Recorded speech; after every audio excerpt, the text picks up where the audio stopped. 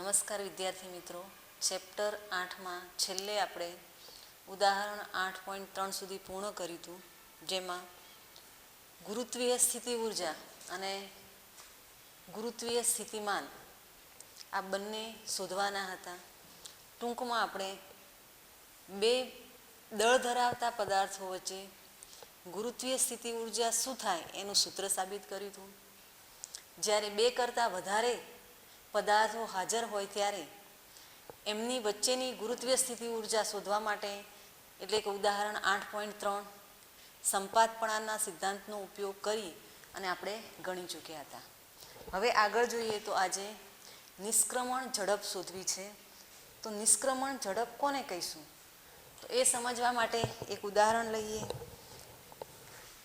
કે જ્યારે કોઈ પણ પદાર્થ કે પથ્થર લઈએ, એને ઉધ્વ દિશામાં હાથથી ફેંકીએ. ધારો કે આ એક પદાર્થ છે, એમ દળનો છે, એને કોઈ યંત્ર દ્વારા કે હાથ વડે ઉધ્વ દિશામાં ફેંકીશું. ધારો કે એની પ્રારંભિક ઝડપ v0 છે. તો શું થશે? પદાર્થ અમુક ઊંચાઈએ જઈ, અહીંથી આપણે પદાર્થને લઈ જઈએ છીએ એટલે h ઊંચાઈએ જઈ અને ફરી પાછો પદાર્થ ક્યાં આવશે? નીચે આવશે. જો પદાર્થને વધારે ઝડપથી ફેંકીએ, એટલે કે એની પ્રારંભિક ઝડપ વધારીએ, તો પદાર્થ વધારે ઊંચાઈએ જાય છે, ઊંચાઈએ જઈ ફરી પાછો નીચે આવશે. એટલે કે જેમ જેમ પદાર્થની પ્રારંભિક ઝડપ વધારતા જઈએ છીએ એમ પદાર્થ ઊંચાઈને ઊંચાઈએ જાય છે અને ફરી પાછો નીચે આવે છે. આપણે પદાર્થને એવી પ્રારંભિક ઝડપથી ફેંકવો છે કે પદાર્થ ક્યારેય નીચે ના આવે. એટલે કે પદાર્થ પૃથ્વીનું જે ગુરુત્વાકર્ષી ક્ષેત્ર છે, ગુરુત્વીય ક્ષેત્ર છે, એમાંથી મુક્ત થઈ જાય. પદાર્થ પાછો કેમ નીચે આવે છે? તો નીચે લાવવા માટે પૃથ્વીનું ગુરુત્વીય બળ જવાબદાર છે. એટલે ધીમે ધીમે પદાર્થની ઝડપ વધારતા જઈએ. એક ઝડપ પદાર્થને એવી આપીએ, પ્રારંભિક ઝડપ, કે એ ઝડપથી પદાર્થ જ્યારે ફેંકાય ત્યારે પદાર્થ અનંત અંતરે જતો રહે, પૃથ્વીના ગુરુત્વાકર્ષી ક્ષેત્રમાંથી મુક્ત થઈ જાય અને એવો પદાર્થ નીચે આવી શકતો નથી. તો પદાર્થને પૃથ્વીના ગુરુત્વાકર્ષી ક્ષેત્રમાંથી મુક્ત કરવા માટે ઓછામાં ઓછી કેટલી પ્રારંભિક ઝડપ આપીએ? તો એ જે ઝડપ છે એને શું કહીએ છીએ? નિષ્ક્રમણ ઝડપ. હું અહીંયા પૃથ્વી અને પદાર્થની કલ્પના કરું છું. બે પદાર્થો લઈએ તો એક પદાર્થના ગુરુત્વાકર્ષી ક્ષેત્રમાંથી બીજા પદાર્થને મુક્ત કરવા માટે જરૂરી લઘુત્તમ મૂલ્યની ઝડપ એટલે નિષ્ક્રમણ ઝડપ કહેવાય. અને ઉર્જા કહીએ તો નિષ્ક્રમણ ઉર્જા કહીશું. હવે આ વસ્તુ આપણે સમજવી છે. તો નિષ્ક્રમણ ઝડપનું સૂત્ર મેળવવું છે. તો આ માટે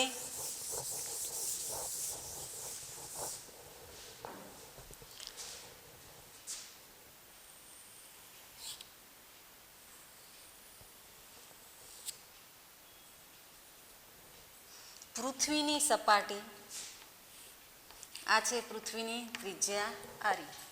પદાર્થને પૃથ્વીની સપાટીથી h ઊંચાઈએ રહેલા m દળના પદાર્થને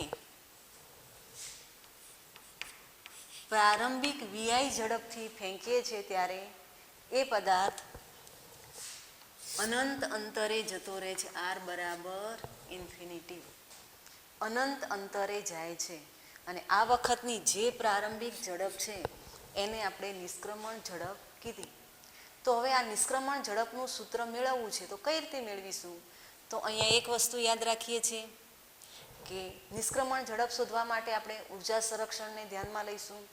ઉર્જાનું સંરક્ષણ થાય છે એટલે કે પ્રારંભમાં યાંત્રિક ઉર્જાનું સંરક્ષણ થાય. પ્રારંભમાં ગતિ ઉર્જા પ્લસ સ્થિતિ ઉર્જા બરાબર અંતમાં ગતિ ઉર્જા પ્લસ સ્થિતિ ઉર્જા. હવે એક વસ્તુ સમજવી પડશે કે અહીંયા પદાર્થને ક્યાંથી ફેંકીએ છીએ? તો પૃથ્વીની સપાટીથી h ઊંચાઈએ. પદાર્થનું દળ શું છે? m. પદાર્થને કેટલી પ્રારંભિક ઝડપ આપીશું? vi. ઝડપથી ફેંકીશું ત્યારે પદાર્થ ક્યાં જાય છે? અનંત અંતરે. પૃથ્વીનું ગુરુત્વાકર્ષી ક્ષેત્રમાંથી બહાર નીકળી જાય છે. પદાર્થ અનંત અંતરે પહોંચે છે. એટલે આ જે પદાર્થની સ્થિતિ છે એ પ્રારંભિક સ્થિતિ છે, અને આ છે પદાર્થની સ્થિતિ. એ કઈ સ્થિતિ છે? અંતિમ સ્થિતિ છે. અહીંયા આપણે ઉર્જાનું સંરક્ષણ થાય છે એટલે પ્રારંભિક યાંત્રિક ઉર્જા બરાબર અંતિમ યાંત્રિક ઉર્જા લઈશું. હવે અહીંયા સમજવું પડશે. અગાઉ પણ મેં સમજાવી દીધું છે કે જ્યારે પદાર્થ અનંત અંતરે જાય, આર બરાબર ઇન્ફિનિટી અંતરે જાય છે, ત્યારે પદાર્થની જે સ્થિતિ ઉર્જા થાય છે એ શું થઈ જાય છે? શૂન્ય થાય છે. હવે અહીંયા આપણે એવું ધારી લઈએ કે જ્યારે પદાર્થ અનંત અંતરે પહોંચે છે ત્યારે એનો જે ઝડપ છે એની ઝડપ કેટલી છે? વીએફ છે. તો હવે યાંત્રિક ઉર્જાના સંરક્ષણનો નિયમ લાગુ પાડી દઈએ. એકવાર ફરી બોલી જઈએ કે પદાર્થ ક્યાં છે? પૃથ્વીની સપાટીથી h ઊંચાઈએ છે. પદાર્થનું દળ શું છે? m છે. પદાર્થનું પૃથ્વીના કેન્દ્રથી અંતર લેવું હોય તો કેટલું થાય? re પ્લસ h થશે. પદાર્થને પ્રારંભિક ઝડપ વીઆઈથી ફેંકીએ છીએ. આટલી ઝડપથી ફેંકીએ છીએ ત્યારે પદાર્થ ક્યાં જાય છે? અનંત અંતરે જાય છે. પૃથ્વીનું ગુરુત્વાકર્ષી ક્ષેત્ર છોડી દે છે એટલે પદાર્થ પાછો આવી શકતો નથી. પદાર્થ જ્યારે અનંત અંતરે પહોંચે છે ત્યારે એની અંતિમ ઝડપ છે એ કેટલી બને છે? વીએફ બને છે. બીજું કે પદાર્થ જ્યારે અનંત અંતરે પહોંચે છે ત્યારે એની ગુરુત્વીય સ્થિતિ ઉર્જા શું થઈ જાય છે? શૂન્ય થાય છે. આ બંને સ્થિતિ પ્રારંભિક અને અંતિમ સ્થિતિ સમજવા માટે અહીંયા ઉર્જાનું સંરક્ષણ થાય છે. એટલે પ્રારંભિક કુલ ઉર્જા મીન્સ પ્રારંભિક યાંત્રિક ઉર્જા બરાબર અંતિમ યાંત્રિક ઉર્જા આપણે ધ્યાનમાં લઈશું. તો ઉર્જા સંરક્ષણના નિયમનો ઉપયોગ કરી નિષ્ક્રમણ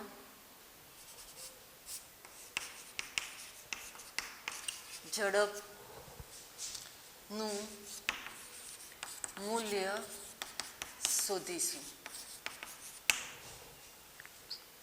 અનંત અંતરે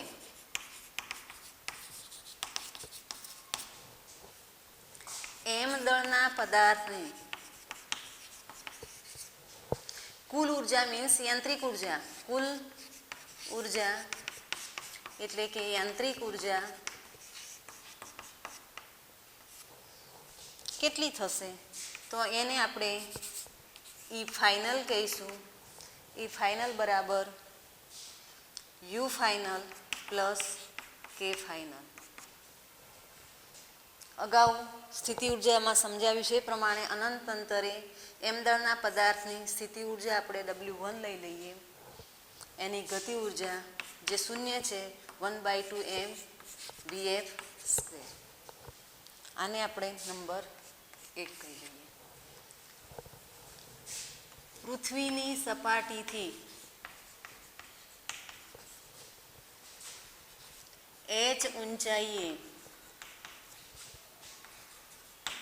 પદાર્થની m દળના પદાર્થની કુલ ઉર્જા UI કહીએ, EI કહીએ તો પ્રારંભિક ગતિ ઉર્જા KI અને અંતિમ ગતિ ઉર્જા અને સ્થિતિ ઉર્જા UI. KI કેટલી થશે? તો એની પ્રારંભિક ઝડપ આપણે કીધી છે 1/2. એની ગતિ ઉર્જા બનાવીશું m vi નો સ્ક્વેર પ્લસ પદાર્થ પૃથ્વીની સપાટીથી h ઊંચાઈએ હોય ત્યારે એની જે સ્થિતિ ઉર્જા છે એ g me m upon re plus h plus W1 અનંત અંતરે સ્થિતિ ઉર્જા, ગુરુત્વીય સ્થિતિ ઉર્જા. ઉર્જા સંરક્ષણના નિયમ અનુસાર ઉર્જાનું સંરક્ષણ થાય એટલે પ્રારંભિક યાંત્રિક ઉર્જા બરાબર અંતિમ યાંત્રિક ઉર્જા EF is equal two EI તો બનશે W1 plus 1/2 m VF square is equal to 1/2 m VI square minus G MEM upon RE plus H plus W1 માટે 1/2 પદ આ બાજુ લઈ લઈએ છીએ m VI square minus G MEM upon RE plus H is equal to 1/2 m VF નો square. હવે શરત ધ્યાનમાં લેવી પડશે કે પદાર્થની જે ગતિ ઉર્જા છે એ ગતિ ઉર્જાનું મૂલ્ય હંમેશા ધન હોય, ઋણ બને નહીં. એ જે ગતિ ઉર્જા છે એ હંમેશા કાં તો એ 0 હોય અને કાં તો 0 કરતાં મોટી બને.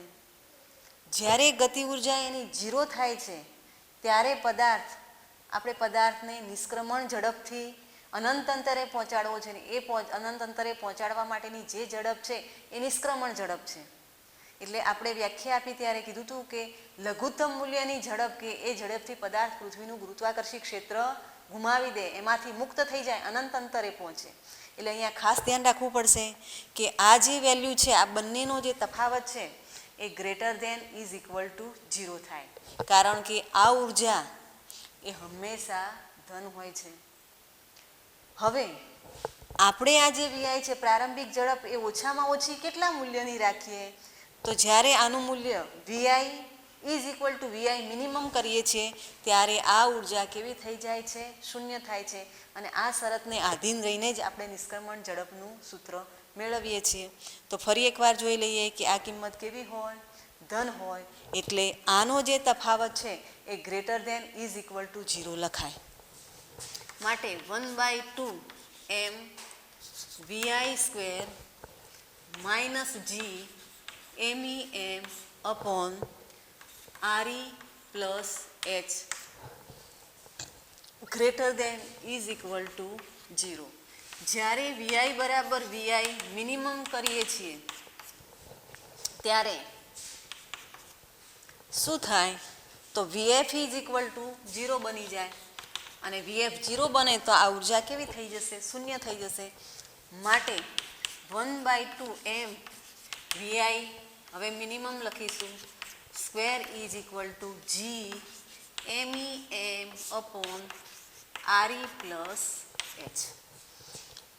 અહીંયા m કેન્સલ થશે.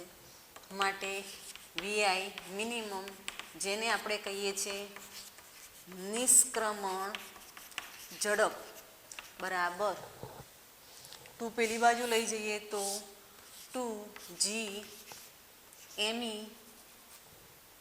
કેપિટલ મૂકીશું અપોન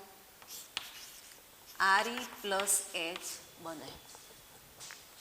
અહીંયા પદાર્થને પૃથ્વીની સપાટીથી H ઊંચાઈએ લઈ ગયા પછી VI ઝડપથી મુક્ત કર્યું છે. એ જ પદાર્થને જે પૃથ્વીની સપાટી પરથી મુક્ત કરવામાં આવે, પૃથ્વીની સપાટી પરથી જ VI ઝડપે ફેંકવામાં આવે તો શું પરિસ્થિતિ થાય? તો H બરાબર શું લખીશું? 0.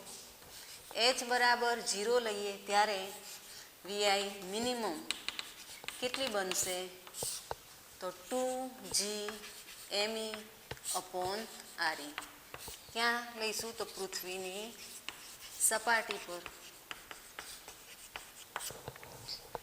હવે આ વસ્તુ આપણે ગુરુત્વ પ્રવેગના ફંક્શનમાં લખીએ તો આપણને ખ્યાલ છે કે ગુરુત્વ પ્રવેગ G બરાબર શું થશે? G ME અપોન RE નો સ્ક્વેર. અહીંયા G લખીશું તોય વાંધો નહીં, એકલા G લખીએ તો પણ ચાલશે. તો G એકલા લઈએ છીએ. તો હવે મારે G બનાવવા હોય તો અહીંયા RE નો સ્ક્વેર બનાવવો પડે. ઉપર નીચે RE વડે ગુણી નાખીએ તો શું બનશે? તો નિષ્ક્રમણ ઝડપ બરાબર 2 આને જીના ફંક્શનમાં લખવા માટે ઉપર નીચે આરી વડે ગુણીએ છીએ એટલે 2g આરી બને.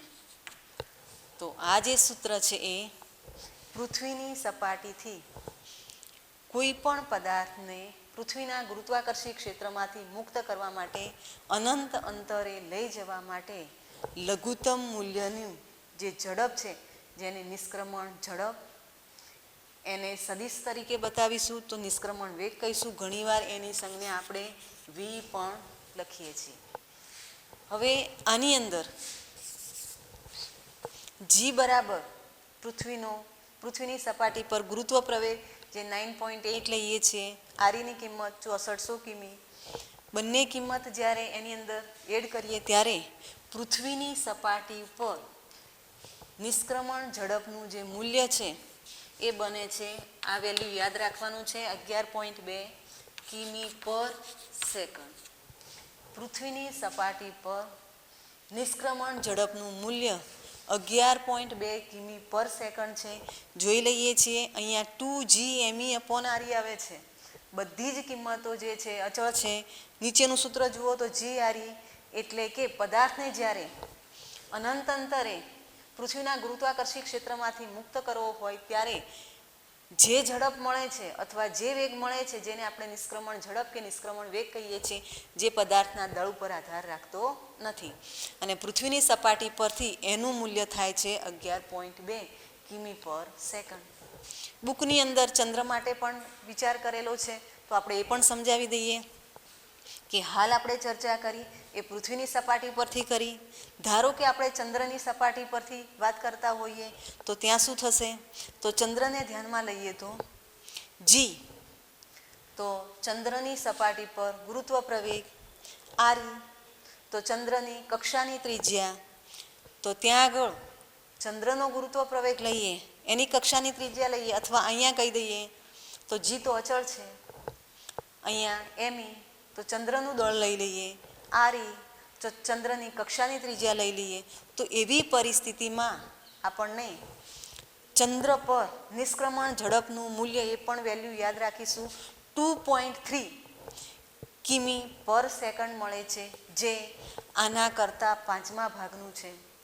અને એ નિષ્ક્રમણ ઝડપની કિંમત એ પૃથ્વી કરતાં ઓછી હોવાથી ચંદ્ર ઉપર વાતાવરણ નથી. ચંદ્ર ઉપર વાતાવરણના વાયુના અણુઓ રચાય કે તરત જ એ ચંદ્રના ગુરુત્વાકર્ષી ક્ષેત્રમાંથી બહાર નીકળી જાય છે, કારણ કે ત્યાં નિષ્ક્રમણ ઝડપની કિંમત આના કરતાં કેવી છે? 5મા ભાગની 2.3 કિમી પર સેકન્ડ. આ પણ વેલ્યુ આપણે યાદ રાખવાનો પ્રયત્ન કરીશું. ઘણીવાર MCQની અંદર આ પ્રશ્ન પૂછાય છે. આપણી બુકમાં ચંદ્રની પણ સ્પષ્ટતા કરી છે તો બંને વેલ્યુ યાદ રાખીએ છીએ.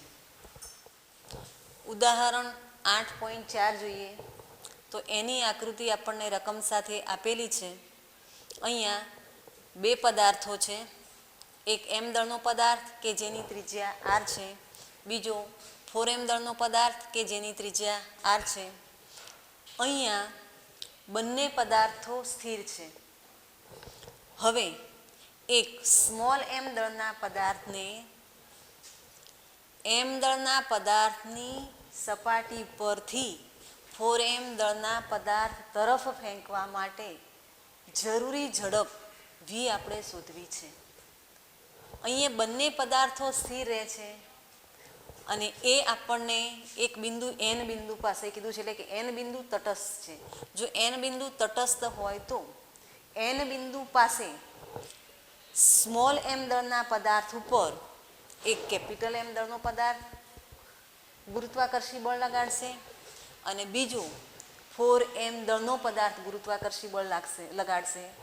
જો n બિંદુ તટસ્થ રહેતું હોય તો આ બંને ગુરુત્વાકર્ષી બળના મૂલ્યો સમાન અને પરસ્પર વિરુદ્ધ દિશામાં હશે. એટલે કે n બિંદુ પાસે સ્મોલ m દળના પદાર્થ ઉપર આ બંનેનું ગુરુત્વાકર્ષી બળનું પરિણામી બળ શૂન્ય થાય. ફરી એકવાર બોલી જઈએ. જ્યારે m દળનો પદાર્થ n બિંદુ પાસે આવે છે ત્યારે આ બંનેનું કેપિટલ M ના કારણે એના ઉપર લાગતું ગુરુત્વાકર્ષી બળ, 4m ના કારણે લાગતું ગુરુત્વાકર્ષી બળ સમાન મૂલ્યના અને પરસ્પર વિરુદ્ધ દિશામાં થાય. એટલે એન પાસે પરિણામી બળ, પરિણામી ગુરુત્વાકર્ષી બળ શૂન્ય થઈ જાય. પ્રશ્ન એ થાય કે અહીંયા એમ દળના પદાર્થના કેન્દ્રથી 4m દળના પદાર્થના કેન્દ્ર વચ્ચેનું અંતર 6r છે. તો આપણે ધારી લઈએ કે એમ દળના પદાર્થના કેન્દ્રથી n સુધીનું અંતર r છે. એટલે આ અંતર આપણે r લઈ લઈએ. તો આ અંતર કેટલું થશે? 6r - r થાય. તો હવે શોધી કાઢીએ.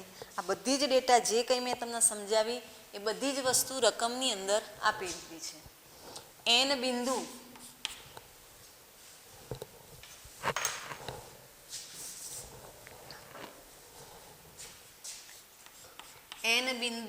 પાસે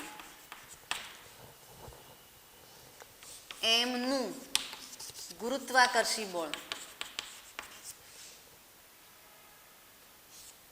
તટસ્થ છે. અહીંયા m નું ગુરુત્વાકર્ષી બળ બરાબર 4m નું ગુરુત્વાકર્ષી બળ કોના ઉપર લેવાનું છે? તો સ્મોલ m દળના પદાર્થ પર. તો હવે અહીંયા સ્મોલ m દળનો પદાર્થ હોય તો એના ઉપર આ m દળના પદાર્થને કારણે લાગતું ગુરુત્વાકર્ષી બળ આ તરફ થાય. એ જ રીતે 4m ના કારણે આ તરફ થાય. પરિણામી બળ શૂન્ય છે. એટલે બંને બળો કેવા હશે? સમાન મૂલ્યના અને પરસ્પર વિરુદ્ધ દિશામાં. મેં દર્શાવી દીધું છે. એટલે સીધું જ હું અહીંયા લઈ શકું. જી એક દળ છે કેપિટલ M, કોના ઉપર લાગે છે? સ્મોલ m દળના પદાર્થ ઉપર. એટલે m અંતર કેટલું થશે? r². બીજામાં જી કોના વડે લાગે છે? તો 4m દળના પદાર્થ વડે. કોના ઉપર લાગે છે? તો સ્મોલ m દળના પદાર્થ ઉપર. અંતર કેટલું છે? તો 6r - સ્મોલ r નો સ્ક્વેર. જોઈએ તો સ્મોલ m કેપિટલ M જી જી. તો બચે છે શું? તો 6 કેપિટલ R - સ્મોલ r નું square is equal two 4r². બંને બાજુ વર્ગમૂળ લેતા વર્ગમૂળ લઈશું એટલે 6r - small r is equal two 2r અથવા 6r - small r is equal two -2r થાય. માટે જુઓ અહીંયા સ્મોલ r પેલી બાજુ લઈ જઈએ તો 3r. તો small r is equal two આપણને 2r મળે. અહીંયા જુઓ તો સ્મોલ માઇનસ છે પેલી બાજુ લઈ જઈએ તો plus -2r plus r is equal two -r is equal two capital R 6 capital R. એટલે સ્મોલ r બરાબર અહીંયા શું મળે છે? -6r. ઋણ મૂલ્ય કેવું થશે? અશક્ય. એટલે હવે આ રીતે વિચારી શકાય કે n બિંદુ એ ક્યાં હશે? કેપિટલ m દળના પદાર્થથી સ્મોલ m દળનો પદાર્થ 2r અંતરે હોય ત્યારે એ કેવો રહી શકે છે? સ્થિર રહી શકે છે. એના ઉપર લાગતું પરિણામી બળ શું થાય છે? શૂન્ય થાય છે. તો અહીંયા આપણને r બરાબર 2r અને r બરાબર -6r પ્રાપ્ત થયા. ઋણ કિંમત અશક્ય છે. એટલે હવે આપણે જ્યારે કોઈ પણ કેલ્ક્યુલેશન કરીએ છીએ ત્યારે સ્મોલ r બરાબર 2 કેપિટલ R લઈશું. હવે જોઈએ તો અહીંયા પણ ઉર્જા સંરક્ષણના નિયમનું પાલન થાય છે. પદાર્થ જ્યારે કેપિટલ M દળના, હું પદાર્થ શબ્દ બોલું ત્યારે તમારે સ્મોલ m દળનો પદાર્થ વિચારવાનો. સ્મોલ m દળનો પદાર્થ જ્યારે કેપિટલ M દળના પદાર્થની સપાટી પર હોય એ વખતે એની સ્થિતિ ઉર્જા, ગતિ ઉર્જા, કુલ ઉર્જા. એટલે સપાટી પર હોય એ વખતની એની કુલ ઉર્જાને આપણે પ્રારંભિક EI કહી દઈએ. હવે એ પદાર્થ ક્યાં આવે છે? n બિંદુ પાસે. n બિંદુ પાસે આવે છે ત્યારે પદાર્થ કેવો થઈ જાય છે? સ્થિર થઈ જાય છે. તો n બિંદુ પાસે એની ગતિ ઉર્જા, સ્થિતિ ઉર્જા, અહીંયા ઉર્જાનું સંરક્ષણ થતું હોય તો સપાટી પર હોય એટલું જ n પાસે થાય. આ રીતે આપણે સાબિત કરીએ છીએ. તો હવે કેપિટલ M દળના પદાર્થની સપાટી પર એમ દળ સ્મોલ એમ દળનો પદાર્થ હોય ત્યારે તેની કુલ ઉર્જા, જેને આપણે પ્રારંભિક કહી દઈએ, EI is equal two KI plus UI. જોઈએ તો અહીંયાથી પદાર્થને કેટલી ઝડપથી ફેંકવામાં આવે છે? v ઝડપથી. એ પદાર્થ n બિંદુ પાસે આવે છે એટલે સ્થિર થઈ જાય છે. તો અહીં આગળ એની ગતિ ઉર્જા કેટલી કહીશું? 1/2 mv². પદાર્થ આ સ્થાને હોય છે ત્યારે એ પદાર્થ ઉપર કેપિટલ M દળના પદાર્થના કારણે સ્થિતિ ઉર્જા પ્રાપ્ત થશે, 4m દળના પદાર્થના કારણે સ્થિતિ ઉર્જા પ્રાપ્ત થશે. બહુ જ ધ્યાન આપીશું તો જ સમજાશે. એટલે હવે જ્યારે હું પ્રારંભિક સ્થિતિ ઉર્જા શોધું છું ત્યારે UI શોધું ત્યારે તમારે એવી કલ્પના કરવાની કે આ m દળનો પદાર્થ છે, અહીંયા સ્મોલ m દળનો પદાર્થ છે અને અહીંયા 4m દળનો પદાર્થ છે. આ બંને વચ્ચેનું અંતર છે r અને આ બંને વચ્ચેનું અંતર થશે, જોઈએ આકૃતિમાં, તો અહીંથી અહીંનું અંતર જો 6r બનતું હોય તો હવે અહીંથી અહીંનું અંતર કેટલું થાય? તો આ થશે 5r. એકવાર સમજી લઈએ. પ્રારંભિક ગતિ ઉર્જા બનાવવી સરળ છે, પણ જ્યારે પદાર્થ સ્મોલ m દળનો પદાર્થ કેપિટલ R ત્રિજ્યાના m દળના પદાર્થની સપાટી પર હોય ત્યારે એની સ્થિતિ ઉર્જા શોધવી હોય ત્યારે આ m દળના પદાર્થના કારણે પણ સ્થિતિ ઉર્જા પ્રાપ્ત થશે અને 4m દળના પદાર્થના કારણે પણ સ્થિતિ ઉર્જા પ્રાપ્ત થશે. આપણને ખ્યાલ છે કે સ્થિતિ ઉર્જાના સૂત્રમાં -g બંનેના દળ અને બંનેના કેન્દ્રો વચ્ચેના અંતર. તો અહીંયા જ્યારે પદાર્થ હોય છે તો કેપિટલ M થી કેટલો દૂર? તો r અંતરે. 4m થી કેટલો દૂર? તો આ ટોટલી 6r અંતર હોય તો આ અંતર કેટલું થાય? તો હવે આટલું અંતર મારે બાદ કરવું પડે એટલે આ અંતર કેટલું થઈ જશે? 5r બને છે. તો હવે પ્રારંભિક સ્થિતિ ઉર્જા તો પ્રથમ હું લઈશ કેપિટલ M દળના પદાર્થના કારણે, જેને લખીશું -gm. સ્થિતિ ઉર્જા કમ્પ્લીટ આવડતી હશે એ જ આ વસ્તુ સમજી શકે છે. બંને વચ્ચેનું અંતર કેટલું થાય? r થાય. બીજી સ્થિતિ ઉર્જા કોના કારણે? 4m દળના પદાર્થના કારણે, તો થશે g કેપિટલ 4m પદાર્થનું દળ m અને બંને વચ્ચેનું અંતર થાય 5r. આનું સાદુરૂપ આપણે લઈ લઈએ.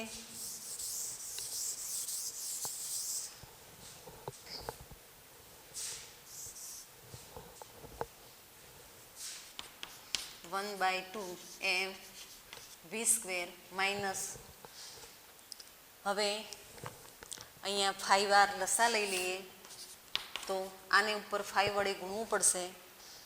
પેલાને 1 વડે ગુણીશું એટલે 5 અને આ બનશે માઇનસ ચિહ્ન બહાર લઈ લઈએ. ગણતરીમાં ક્યાંય મિસ્ટેક ન આવે, જેટલું બહાર નીકળે એટલું કાઢી પછી જ લસા લઈએ. -gm r લઈ લઈએ તો અહીંયા વધે છે 1 અને અહીંયા થાય છે 1/5. 1/2mv² માઇનસ 5 એટલે 6/5 6/5 gm r. આ થઈ પ્રારંભિક, જ્યારે m દળનો પદાર્થ કેપિટલ M દળના પદાર્થની સપાટી પર હોય ત્યારે કુલ ઉર્જા થઈ. હવે બીજો કેસ લઈએ કે m દળનો પદાર્થ n બિંદુ પાસે પહોંચે ત્યારે કેવો થઈ જાય છે? સ્થિર થાય છે. ત્યાં એટલે કે n પાસે કુલ ઉર્જા એને આપણે En કહીએ તો n પાસેની ગતિ ઉર્જા kn અને n પાસેની સ્થિતિ ઉર્જા un. આપણે એવું કહીએ છીએ કે n બિંદુ પાસે આપણને રકમમાં આપી દીધું છે, n પાસે પહોંચે ત્યારે પદાર્થ સ્થિર થઈ જાય છે અને સ્થિર થાય તો n પાસે એની ગતિ ઉર્જા કેટલી થશે? તો En is equal two n પાસે ગતિ ઉર્જા 0 થાય. હવે n પાસે સ્થિતિ ઉર્જા બનાવી છે. ફરી થોડીક આકૃતિ ધ્યાનમાં લેવી પડશે કે આ પદાર્થનું કેન્દ્ર છે, m દળના પદાર્થનું, આ છે 4m દળનો પદાર્થ, બંનેના કેન્દ્રો વચ્ચેનું અંતર છે 6r. અહીંયા n બિંદુ પાસે પદાર્થ સ્થિર થઈ જાય છે. હવે આપણે શોધ્યું એ પ્રમાણે n બિંદુ એ ક્યાં છે? તો આપણે જે r બરાબર 2r શોધી કાઢ્યા. r બરાબર શું શોધ્યું? 2r.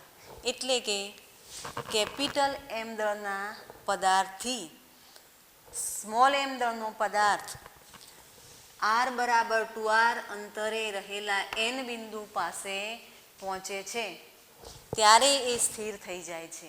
એટલે હવે પદાર્થનું સ્થાન ક્યાં આવી ગયું? m. n પાસે આવે ત્યારે m દળના પદાર્થ માટે શું થઈ જાય છે? ઝડપ 0 થઈ જાય છે. તો ગતિ ઉર્જા મેં 0 બનાવી દીધી. આકૃતિની ક્યાં જરૂરિયાત પડે છે? તો સ્થિતિ ઉર્જા શોધવા માટે.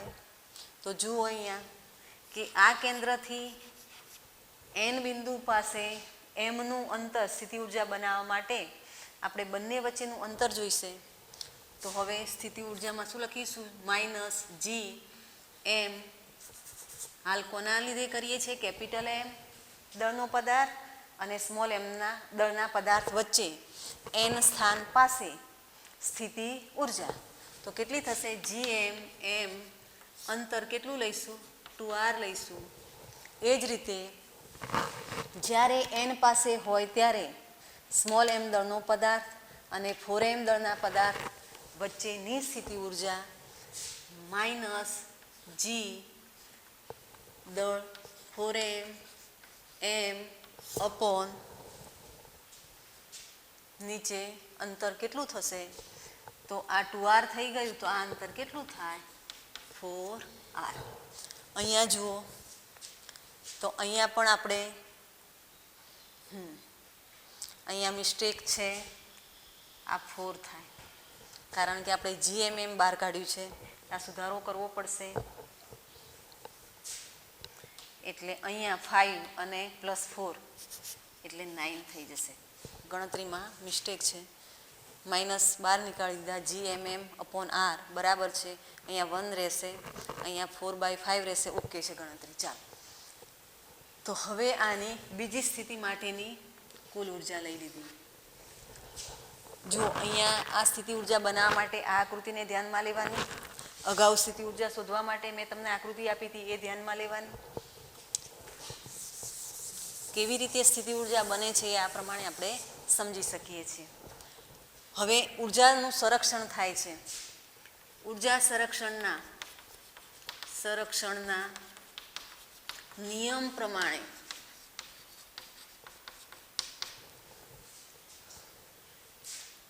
EI બરાબર શું લખી શકીએ આપણે? En લખી શકીએ. ચલો, EI કેટલા છે? 1/2 m v² minus 9/5 g capital M small m is equal two, ગણતરીમાં મિસ્ટેક ન થાય, બહુ ધ્યાન આપવું પડશે, માઇનસ. હવે એક કામ કરીએ, આનું સાદુરૂપ આપણે લઈ લઈએ. તો જુઓ, લસા 4r લઉં તો શું પરિસ્થિતિ થાય? 4r લઉં તો આને 2 વડે મારે ગુણવું પડે. અહીંયા 4 છે એટલે 2 અને 4 કેટલા થાય? 6 થાય.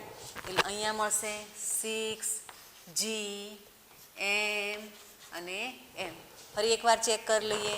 લસા 4r લીધા, ઉપર નીચે 2 વડે ગુણવું પડે, આને 2 વડે ગુણીશું એટલે આ 2 અને પેલામાં 4 છે એટલે કેટલા થઈ જાય 6 GMM/4R બને.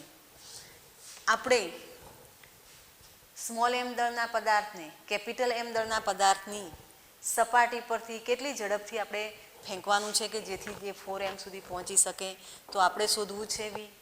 ફરી પાછું આ પદ પેલી બાજુ લઈ જઈએ તો 1/2 m v² = 9/5 r GMM -6 GMM/4R. અહીંયા 3 2 કરી દઈશું તો એટલું થોડુંક ગણતરી ઓછી થાય, 3 2 કરી દઈએ. ચલો ફરી પાછું આપણે લસા લેવાનો પ્રશ્ન થશે. 12 કોમન કાઢી અને પછી જ લઈએ એટલે ગણતરીમાં મિસ્ટેક આવવાની સંભાવના ઓછી થઈ જાય. ચાલો અહીંયા છે 9/5 અને અહીંયા 3 હજી નીકાળ્યા હોત તો નીકળત પણ ચાલશે, વાંધો નહીં. 3/2 તો લસા લઈશું તો અહીંયા શું પરિસ્થિતિ થશે? 9 દુ 18 અને 15 એટલે 18 - 15 એટલે 3 આવશે, નીચે કેટલા આવશે 10. આનો લસા 10 લઈશું. ગણતરી કર્યા પછી આપણને અહીંયા 18 અને અહીંયા 15 નીચે 10 એટલે કેટલા મળશે 3/10.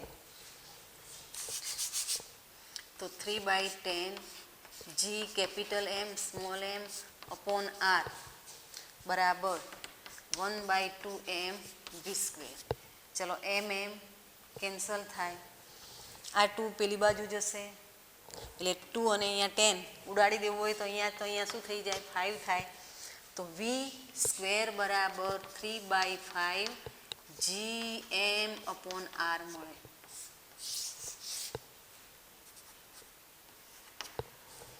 v² બરાબર 3/5 × GM/R માટે v બરાબર √3/5 GM/R. તો જોઈ લઈએ આ આપણો જવાબ છે. તો અહીંયા આગળ ઓકે છે જવાબ, બરાબર. આપણે અંડરરૂટમાં દર્શાવ્યું છે બુકમાં (1/2) ઓકે છે. તો આ રીતે કેપિટલ M દળના પદાર્થની સપાટી ઉપરથી સ્મોલ m દળના પદાર્થને v બરાબર √3/5 GM/R ઝડપથી ફેંકવો જોઈએ. ત્યાર પછી આગળ જોઈએ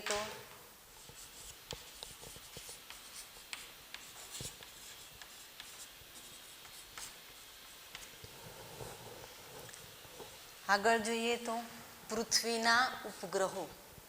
તો પૃથ્વીના ઉપગ્રહો કોને કહીએ છીએ? તો પૃથ્વીની ફરતે અથવા પૃથ્વીની આસપાસ પરિક્રમણ કરતા જે પદાર્થો છે એને આપણે પૃથ્વીના ઉપગ્રહો કહીએ છીએ. અહીં આગળ આપણે પૃથ્વીના ઉપગ્રહો વ્યાખ્યા સમજ્યા પછી એના કુદરતી અને કૃત્રિમ ઉપગ્રહ લેવું છે. કૃત્રિમ ઉપગ્રહનો શું ઉપયોગ છે એ વસ્તુ સમજવી છે. ફરી એકવાર જોઈ લઈએ. પૃથ્વીના ઉપગ્રહો કોને કહીએ છીએ? તો પૃથ્વીની ફરતે પરિક્રમણ કરતા પદાર્થોને શું કહેવાશે? પૃથ્વીના ઉપગ્રહો, જે કુદરતી પણ હોઈ શકે, કૃત્રિમ પણ હોઈ શકે. અહીં આગળ જ્યારે ઉપગ્રહો એ પૃથ્વીની ફરતે પરિક્રમણ કરે છે, ભ્રમણ કરતા હોય ત્યારે એમની જે ગતિ છે એ સૂર્યની ફરતે ગ્રહોની ગતિ જેવી છે. આ વસ્તુ ખાસ નોંધીશું. પૃથ્વીના ઉપગ્રહોની જે ગતિ છે એ સૂર્યની ફરતે ભ્રમણ કરતા ગ્રહોની ગતિ જેવી છે. એટલે કે આ ઉપગ્રહો માટે પણ આપણે કેપ્લરના નિયમો લાગુ પાડી શકીએ. ઉપગ્રહોની જે કક્ષા છે, પૃથ્વીની ફરતે ભ્રમણની જે કક્ષા છે એ વર્તુળાકાર અથવા તો દીર્ઘવૃત્ત છે, જે અગાઉ આપણે પહેલા લેક્ચરમાં જોઈ ગયા છીએ. કારણ કે સૂર્યની ફરતે ગ્રહોની જે કક્ષા હતી એ આપણે દીર્ઘવૃત્ત કક્ષા ધ્યાનમાં લઈ અને કેપ્લરના નિયમો સમજાવ્યા હતા. તો અહીંયા પૃથ્વીની ફરતે ઉપગ્રહોની ગતિ એ સૂર્યની ફરતે ગ્રહોની ગતિ જેવી છે, એ વસ્તુ કહેવા માંગીએ છીએ. સમજીએ. તો હવે પૃથ્વીના જે કુદરતી ઉપગ્રહ, તો કુદરતી ઉપગ્રહ કયા છે? તો પૃથ્વીને કુદરતી એક જ ઉપગ્રહ છે. કયો છે? ચંદ્ર. ચંદ્ર પૃથ્વીની ફરતે પોતાનું એક પરિક્રમણ પૂર્ણ કરતા એને 27.3 દિવસ લાગે છે. એ જ રીતે ચંદ્રને પોતાની અક્ષ પર પરિભ્રમણ કરતા 27.3 દિવસ લાગે છે. હવે વાત કરીએ, આ કુદરતી ઉપગ્રહની વાત થઈ. કૃત્રિમ કહીએ તો કૃત્રિમ ઉપગ્રહ તો તમને ખ્યાલ હશે તો સૌ પ્રથમ અવકાશમાં છોડેલો કૃત્રિમ ઉપગ્રહ રશિયાએ 1957માં સ્પુટનિક, ત્યાર પછી 1975માં ભારતે આર્યભટ્ટ અને ઇન્સેટ શ્રેણીના ગ્રહો છોડ્યા હતા. આ જે કૃત્રિમ ઉપગ્રહો છે એમનો ઉપયોગ ક્યાં થાય છે?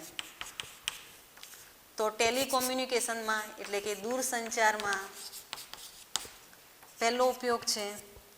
બીજો એનો ઉપયોગ જોઈએ તો જીઓફિઝિક્સમાં,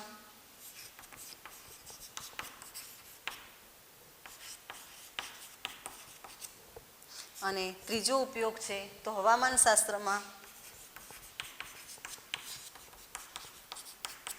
તો આ હેતુઓ સિદ્ધ કરવા માટે દૂરસંચાર એટલે ટેલિકોમ્યુનિકેશનમાં, જીઓફિઝિક્સ સમજવા માટે અથવા તો હવામાન શાસ્ત્રની માહિતી મેળવવા માટે જે કૃત્રિમ ઉપગ્રહો છે એને અવકાશમાં છોડવામાં આવતા હોય છે. તો પૃથ્વીના ઉપગ્રહો વિશે જો શોર્ટ નોટ પૂછાય તો આપણને આટલી માહિતી હોવી જોઈએ કે પૃથ્વીના ઉપગ્રહો કોને કહીએ છીએ, એમની જે ભ્રમણની કક્ષા છે એ કેવી છે, સૂર્યની ફરતે ગ્રહોની છે એવી છે. એટલે આપણે એને સમજાવવા માટે સૂર્યમાં જે પ્રમાણે સૂર્યની ફરતે ગ્રહોની ગતિ માટે જે પ્રમાણે કેપ્લરના નિયમ લઈ શકાય એ અહીંયા આપણે લઈ શકીએ. હજી વધારે કહેવું હોય તો એવું કહી શકાય કે પૃથ્વીનો કુદરતી ઉપગ્રહ કયો છે? ચંદ્ર છે. એ ચંદ્ર પૃથ્વીની ફરતે વર્તુળાકાર કક્ષામાં ભ્રમણ કરે છે. એનો પોતાનો કક્ષીય આવર્તકાળ એ 27.3 દિવસ છે. એ જ રીતે પૃથ્વીની ફરતે પરિક્રમણનો જે આવર્તકાળ છે એ પણ કેટલો છે? 27.3 દિવસ. પછી જોઈએ તો કૃત્રિમ ઉપગ્રહો. તો કૃત્રિમ ઉપગ્રહો કયા છે? તો સૌ પ્રથમ રશિયાએ છોડેલો 1957માં સ્પુટનિક, ત્યાર પછી 75ની અંદર ભારતે આર્યભટ્ટ અને ત્યાર પછી ઇન્સેટ શ્રેણીના ઘણા બધા ગ્રહો છોડ્યા. કેમ છોડવાની જરૂરિયાત પડી તો એનો ઉપયોગ અહીંયા સમજાવી દીધો છે. તો આટલી વસ્તુ આપણે સમજીશું, વ્યાખ્યા આપીશું કુદરતી ઉપગ્રહ અને કૃત્રિમ ઉપગ્રહ અને એના ઉપયોગો વિશે જઈશું. હવે આગળ સમજવું છે કે જ્યારે ઉપગ્રહ વિશે જ વાત કરવાની છે. કોઈ પણ ગ્રહ જ્યારે પૃથ્વીની ફરતે સ્થિત કક્ષામાં ભ્રમણ કરી શકે એ માટે, ચોક્કસ નિશ્ચિત કક્ષામાં ભ્રમણ કરી શકે એ માટે એની ઝડપ કેવી હોવી જોઈએ, અને એ ઝડપ છે એને આપણે ઉપગ્રહની કક્ષીય ઝડપ કહીએ છીએ. આપણે કક્ષીય ઝડપનું સૂત્ર અને આવર્તકાળનું સૂત્ર મેળવવું છે. તો કક્ષીય ઝડપ શોધવા માટે આપણે આવી કલ્પના કરીશું, ઉપગ્રહની કક્ષીય ઝડપ. આપણને પ્રશ્ન પૂછાઈ શકે કે ઉપગ્રહની કક્ષીય ઝડપ માટેનું સૂત્ર મેળવો. તો આ રીતે સમજવું પડશે. ત્યાં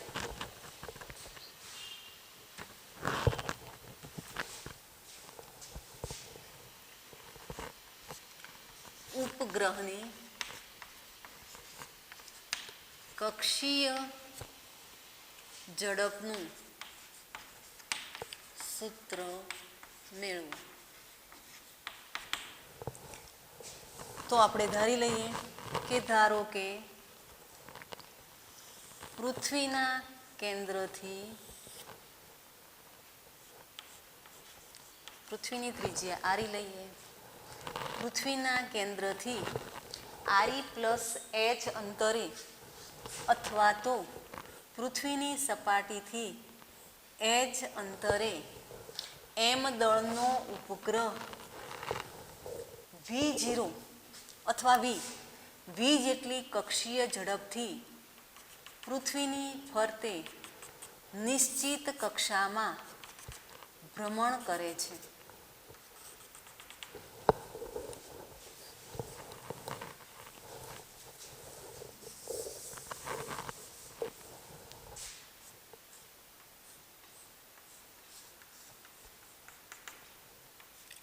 દળનો ઉપગ્રહ પૃથ્વીના કેન્દ્રથી RE+H અંતરે, પૃથ્વીની સપાટીથી h અંતરે v જેટલી કક્ષીય ઝડપથી પૃથ્વીની ફરતે ભ્રમણ કરે છે. તો હવે આ ઉપગ્રહને પૃથ્વીની ફરતે ભ્રમણ કરવા માટે કેન્દ્રગામી બળ ઉપગ્રહનું કેન્દ્રગામી બળ શું બનશે? તો તમને આવડે જ છે કેન્દ્રગામી બળ તો શું લખાશે? mv² અપોન પદાર્થનું કે ઉપગ્રહનું દળ m, એની કક્ષાની ઝડપ v એટલે mv² અપોન r, એની કક્ષાની ત્રિજ્યા. તો આપણને અહીંયા ખ્યાલ છે કે પૃથ્વીના કેન્દ્રને અનુલક્ષીને ભ્રમણ કરે છે એટલે કક્ષાની ત્રિજ્યા કેવી હોય તો h પ્લસ re બને. એટલે લઈશું h પ્લસ re. હવે જોઈએ કે જ્યારે આ ઉપગ્રહ પૃથ્વીની ફરતે વર્તુળાકાર કક્ષામાં ભ્રમણ કરતો હોય ત્યારે એના ઉપર પૃથ્વીનું ગુરુત્વીય બળ લાગશે અને એ કઈ તરફ હશે? નીચેની તરફ. તો ઉપગ્રહ પર લાગતું પૃથ્વીનું ગુરુત્વીય બળ અથવા ગુરુત્વ બળ Fg કહી દઈએ. F લઈશું તોય વાંધો નહીં. ચલો F બરાબર સૂત્ર શું થશે? G પૃથ્વીનું દળ me, ઉપગ્રહનું દળ m અને કેન્દ્રથી અંતર h પ્લસ re² બને. આપણે શું શોધવાનું છે? કક્ષીય ઝડપ. હવે આ ઉપગ્રહ પૃથ્વીની ફરતે નિશ્ચિત કક્ષામાં ભ્રમણ કરી શકે એ માટે કેન્દ્રગામી બળ બરાબર શું થવું જોઈએ? ગુરુત્વીય બળ થવું જોઈએ. તો સ્થિર ભ્રમણ માટે નિશ્ચિત કક્ષામાં ભ્રમણ કરવા માટે કેન્દ્રગામી બળ બરાબર F કેન્દ્રગામી બળ F કેન્દ્રગામી બરાબર F ગુરુત્વીય. કેટલું છે કેન્દ્રગામી? તો mv² upon h plus re. ગુરુત્વીય કેટલું છે? તો g me m upon h plus re². m cancel થાય છે, આ એક અંતર જશે તો v² is equal to g me upon h plus re. માટે v is equal to √g me h plus re સૂત્ર આપણને પ્રાપ્ત થાય. અહીં આગળ ઉપગ્રહને પૃથ્વીની સપાટીથી h ઊંચાઈએ બતાવ્યો છે, પણ જો પૃથ્વીની સપાટી પર લેવામાં આવે તો પૃથ્વીની સપાટી પર કારણ કે દરેક વસ્તુ આપણે h ઊંચાઈએ શોધ્યા પછી પૃથ્વીની સપાટી પર શોધીએ છીએ. એટલે હવે પૃથ્વીની સપાટી પર કક્ષીય ઝડપ શું બને? તો એનું સૂત્ર મેળવવું હોય તો પૃથ્વીની સપાટી પર h બરાબર શું લઈશું? 0. માટે v is equal to g me by re આપણને મળે. g me બાય re આવે એટલે તરત જ આપણને આ સૂત્ર પણ ગુરુત્વ પ્રવેગના સૂત્રના સ્વરૂપમાં લખવાનું મન થાય. એટલે ફરી પાછું આને આપણે સ્મોલ જીના ફંક્શનમાં લખીએ. આપણને ખ્યાલ છે કે સ્મોલ જીના ફંક્શનમાં નીચે શું આવે છે? re². એટલે નીચે re² લાવવા માટે ઉપર નીચે આપણે re વડે ગુણી નાખીશું. g me re સ્ક્વેર કરીશું એટલે ઉપર re અને નીચે re. તો આપણને નિષ્ક્રમણ ઝડપનું સૂત્ર પ્રાપ્ત થાય છે v is equal to g into re. તો અગાઉ આપણે નિષ્ક્રમણ ઝડપનું સૂત્ર મેળવ્યું, એ સૂત્ર પણ આપણને આવડતું હોવું જોઈએ કારણ કે દાખલા ગણવા માટે એ સૂત્રની જરૂરિયાત છે. એ જ રીતે પૃથ્વીની ફરતે નિશ્ચિત કક્ષામાં ભ્રમણ કરવા માટે ઉપગ્રહની કક્ષીય ઝડપ જો પૃથ્વીની સપાટી પર હશે તો આપણે લઈશું √g ઇન્ટુ આરી અને પૃથ્વીની સપાટીથી h ઊંચાઈએ હશે તો આપણે લઈશું v is equal to g into RE plus h. તો આ સૂત્ર પણ તમને યાદ રહેવું જોઈએ. આ સૂત્રનો ઉપયોગ ગણતરીમાં કરવાનો થાય છે. તો આ રીતે નિષ્ક્રમણ ઝડપનું આપણને સૂત્ર પ્રાપ્ત થાય. હવે ઉપગ્રહ એ પૃથ્વીની ફરતે જ્યારે ભ્રમણ કરે છે ત્યારે એનો આપણે કક્ષીય ઝડપ મેળવી. હવે કક્ષીય આવર્તકાળ મેળવવો છે. તો આ પણ પ્રશ્ન પૂછાઈ શકે. આ બધા જ પ્રશ્નો ખૂબ અગત્યના છે. તો ઉપગ્રહના કક્ષીય આવર્તકાળનું સૂત્ર મેળવો.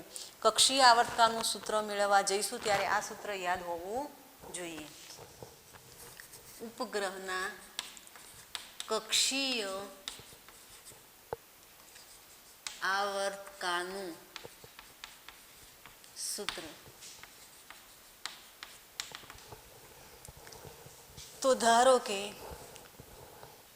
m દળનો ઉપગ્રહ પૃથ્વીની સપાટીથી h ઊંચાઈએ પૃથ્વીની ફરતે v0 જેટલી કક્ષીય ઝડપથી ભ્રમણ કરી રહ્યો છે અને એની કક્ષીય ઝડપ પૃથ્વીની સપાટીથી h ઊંચાઈએ ઉપગ્રહની કક્ષીય ઝડપ, હમણાં જ સૂત્ર મેં મેળવ્યું પણ યાદ એ રાખીશું કે h ઊંચાઈએ છે સપાટી પર નથી. તો v is equal to √g me upon r h plus r e બનશે.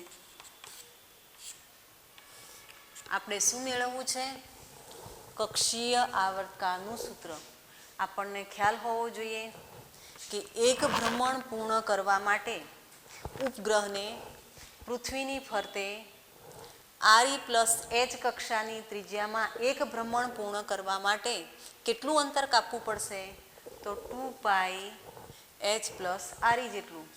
એ માટે કેટલો સમય જોઈશે? તો એ માટે એક ભ્રમણ પૂર્ણ કરવા માટે લાગતો સમય, જેને આપણે એનો કક્ષીય આવર્તકાળ કહીએ છીએ.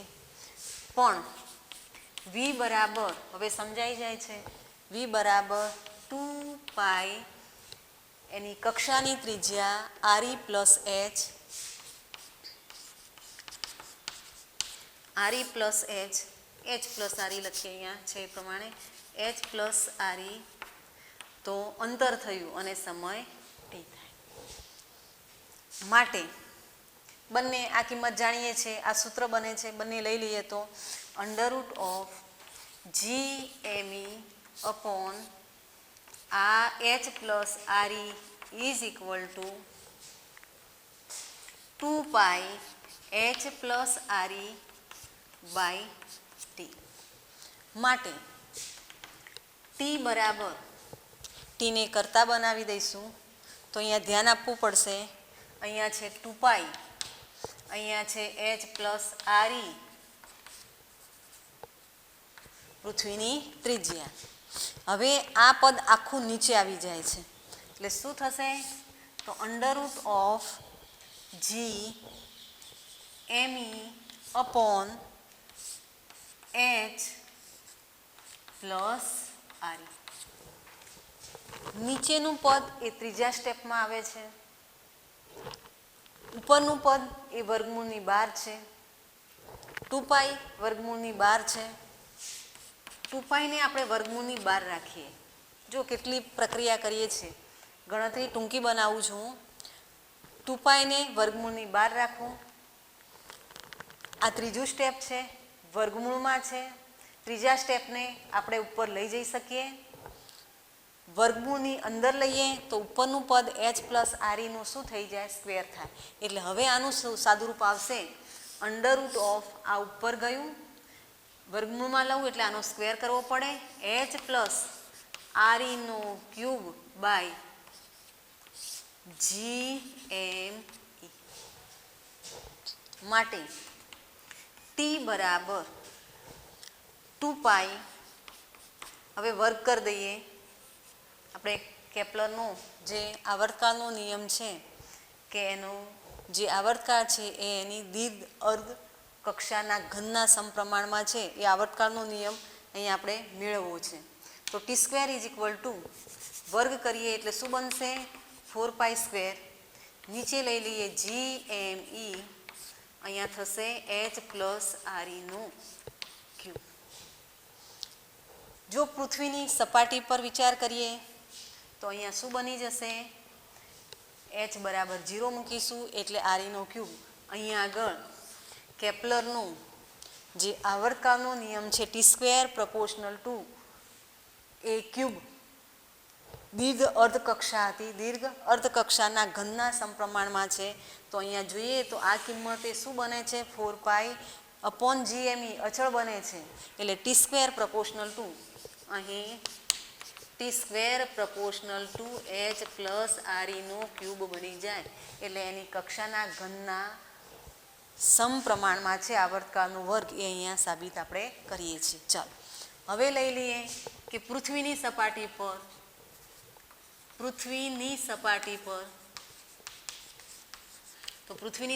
પર લઈશું તો H બરાબર શું મૂકીશું? 0. તો આપણને T² બરાબર, હવે આ સૂત્ર જ વાપરીએ, T જ વાપરીએ. ચાલો T બરાબર 2π √ H ના સ્થાને 0 મૂકી દઈએ તો RE³/GME થાય. ફરી પાછું કોઈ પણ સૂત્ર આપણે સ્મોલ g ના ફંક્શનમાં લાવવાનો પ્રયત્ન કરીએ છીએ તો 2π √ એક RE ઉપર રહેવા દઈએ, GME ત્રીજા સ્ટેપમાં લાવીશું તો GME/RE² થશે.